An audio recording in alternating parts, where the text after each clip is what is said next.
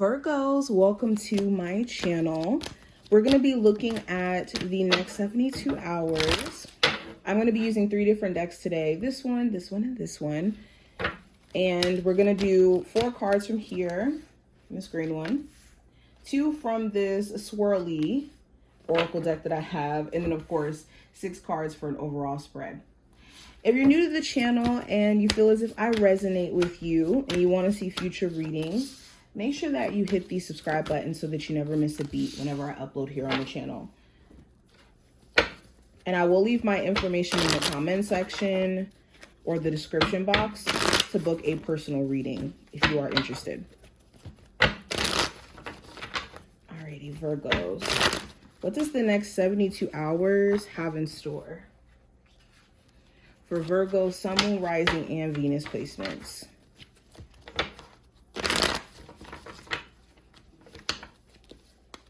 Alrighty.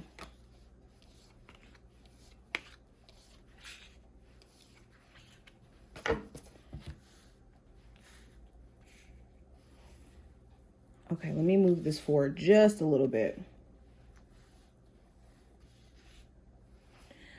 Alrighty, let's go ahead and get into it. So the oracle cards we have here, we have love.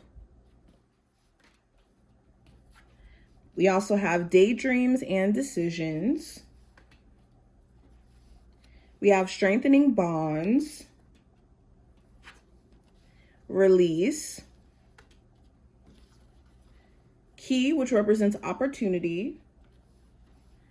And we also have motivation, which represents phrases. Okay. So going into the oracle cards that we have here, it does talk about romantic matters being a big focal point during the next 72 hours. And there being either a strengthening of bonds between you and someone, or there's this release of the connection as a whole. Now, things could be strengthening between you and this love interest because you guys are releasing the past, deciding that, you know what, we have went through some things in our past, but we've learned so much from it and we've grown so much from it. We can use that as a testament to where we've been and also an understanding of what not to do moving forward, what not to, say or communicate or when to communicate, all that stuff. Or for others of you, there could be this releasing of the connection because things have gotten to a point to where salvaging the relationship has almost felt impossible. It also feels like there's a lot of releasing of control of how things are going to play out. You may have been really in your head, to be honest, for the past couple of weeks or so in regards to goals that you have and things that you could even be imagining about the future, maybe not the most positive things.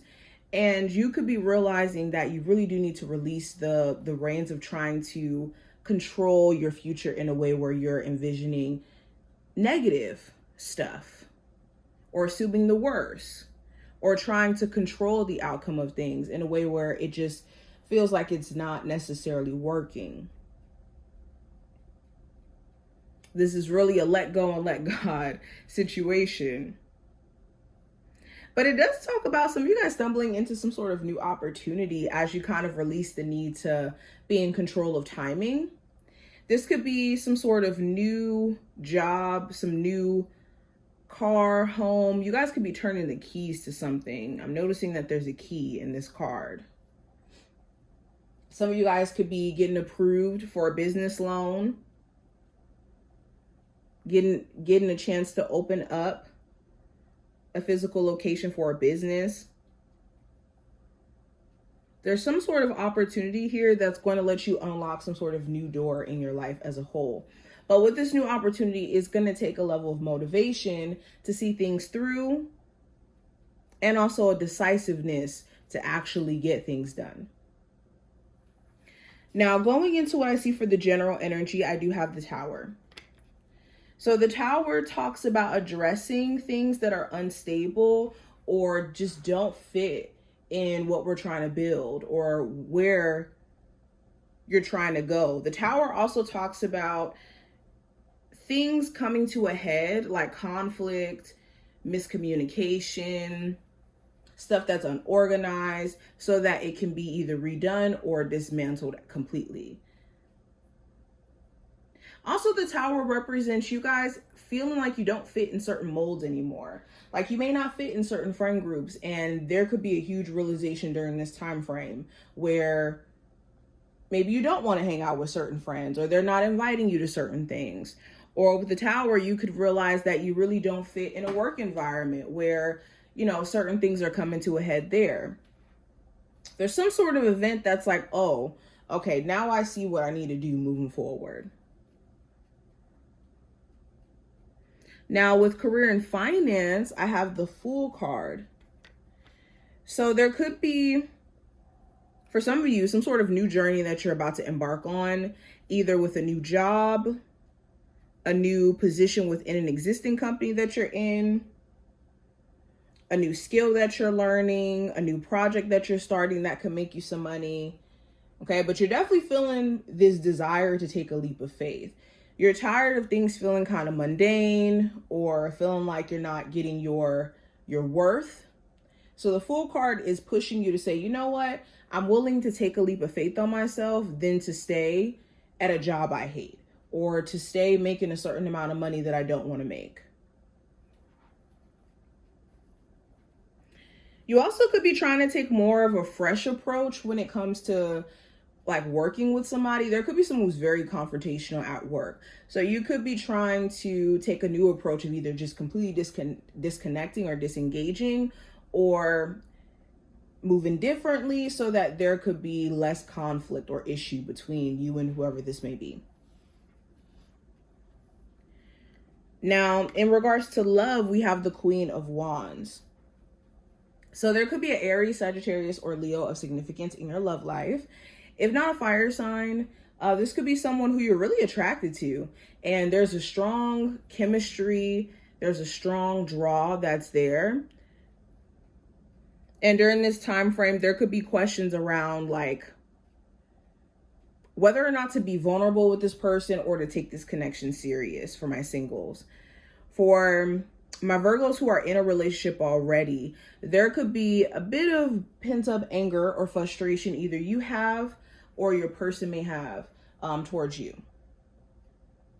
And this may come to a head during this time frame where it's like, okay, let's address the elephant in the room. Now, going into the advice, I do have the Moon card. So the advice for you is to stay away from anybody or any situation that gives you shady vibes and where there's just way too much details that are not clear, not laid out, especially like any shady business dealings where someone's trying to include you in a business deal and they're not giving you any information on how it's supposed to go, what you're supposed to do, any of that.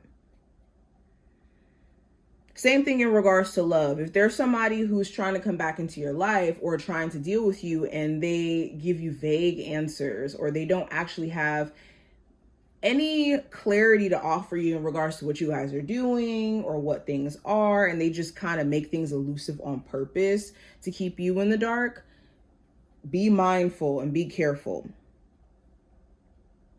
Also, the Moon card talks about worries and doubts and fears. So this is a time where you want to be careful of certain worries that you could have that may not be founded off of fact. So this could be worry of like bad things happening, or just doubting that things would be positive for you in the future. Anytime your brain or you emotionally want to, feel this way, this is where you need to take a moment to disconnect and center yourself.